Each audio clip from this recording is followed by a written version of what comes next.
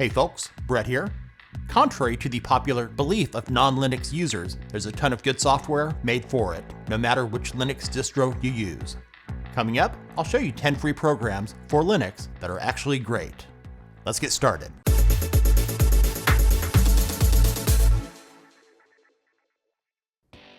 Real quickly, if you're using one of the many Linux distros, then you already know how great Linux is.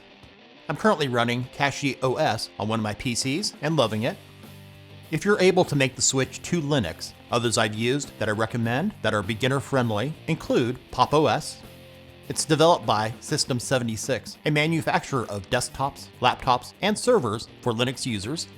Ubuntu is probably the most well known. It has the largest community support of any distro.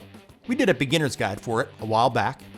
Others that are great for beginners include Linux Mint. Zorin OS is interesting.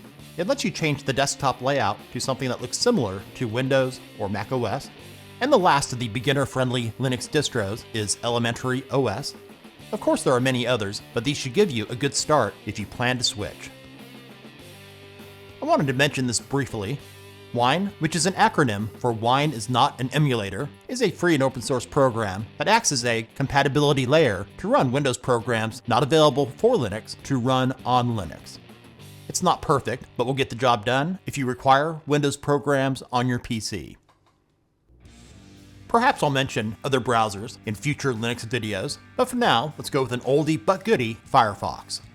Developed in 2002 by the Mozilla Foundation, this open source browser is still quite popular with many Linux users, and in many distros, it's pre-installed.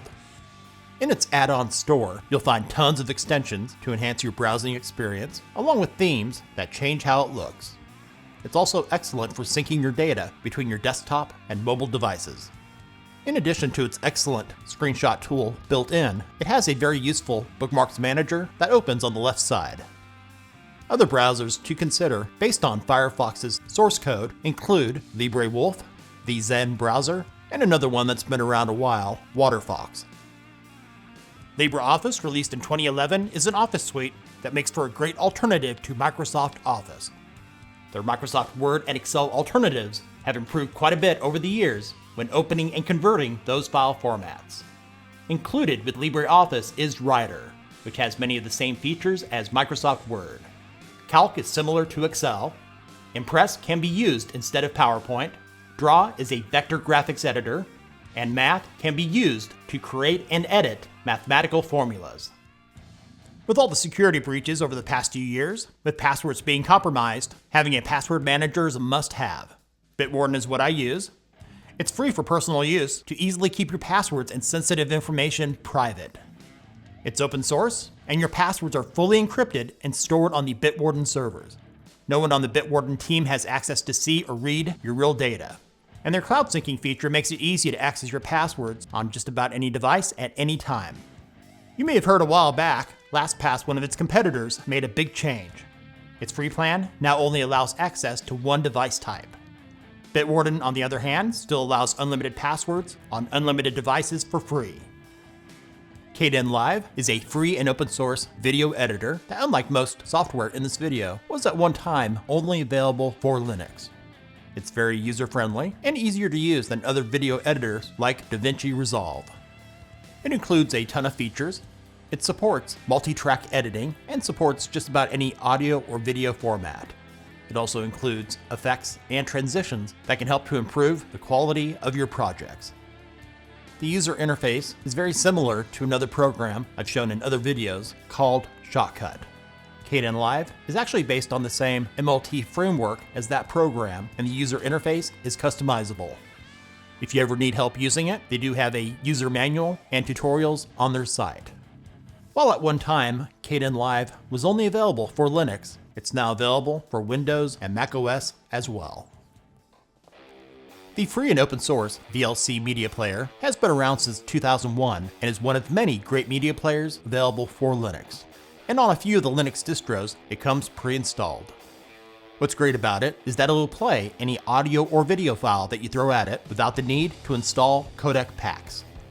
Its user interface has been described by many people as being clunky when compared to other media players, but at least it's ad-free, has no spyware, and just works great once you get used to it. Blender is an open source graphics toolset that's been used to create animated films, 3D printed models, visual effects, video games, and so much more. Some of its features include 3D modeling, sculpting tools, rigging and skinning, and also includes a built-in video editor. For most people at first, they'll find the user interface to be overwhelming, and of all those in this video, Blender does have the highest learning curve. Thankfully, they do have useful tutorials on their site to help get you started. Blender is a resource-intensive program, especially when rendering, so you want to make sure your PC can handle it. On Linux, the minimum RAM needed is 8 GB. The recommended is 32 GB. For my fellow developers, the code editor I highly recommend is Visual Studio Code. While it is from Microsoft, thankfully they haven't screwed it up yet, and it works great on Linux. In fact, it's the most widely used code editor to develop software for Linux, more so than Helix and NeoVim, which are also good. Features include support for debugging, code refactoring, and intelligent code completion. It's also highly customizable with extensions to add languages, debuggers, and other tools to help with your development workflow. You can also change the theme and keyboard shortcuts. It has a great looking uncluttered layout. What's cool is if you're working with thousands of lines of code, you'll appreciate the preview pane on the right that lets you quickly jump to different parts of your code. To add any extensions, head over to the left pane and select the Extensions tab. You'll see those that you have installed and others that are recommended, or you can just do a search in their marketplace to see if what you're looking for is available. Let's do a search here for Ruby. If it's available, click Install. On Linux, in addition to x64, it can also be installed on ARM32 and ARM64 PCs. This will be a quick one. Darktable is a free and open source photography workflow application and raw developer for all three of the major platforms, including Linux. This program allows you to develop and enhance raw images. This is done non-destructively. Your original image is never modified. You can also manage your digital negatives in a database by using different metadata attributes. Next up is VirtualBox. This free and open source program lets you install and run other operating systems on your computer in a guest virtual machine. If you're still a Windows user, this is a great way to try out the various Linux distros prior to making the switch. It's available to download on all of the major operating systems, including Linux. Many new users find it confusing to set up, so we created a beginner's guide to help you get it set up. The link to that video is in the description. While the website does look different now, the steps to get it set up after installing are still the same. Thanks for watching. Links are in the description. If this video was useful for you, give it a thumbs up and share it with others. If your PC is running Linux, what are your favorite free programs for it? Let us know in the comments.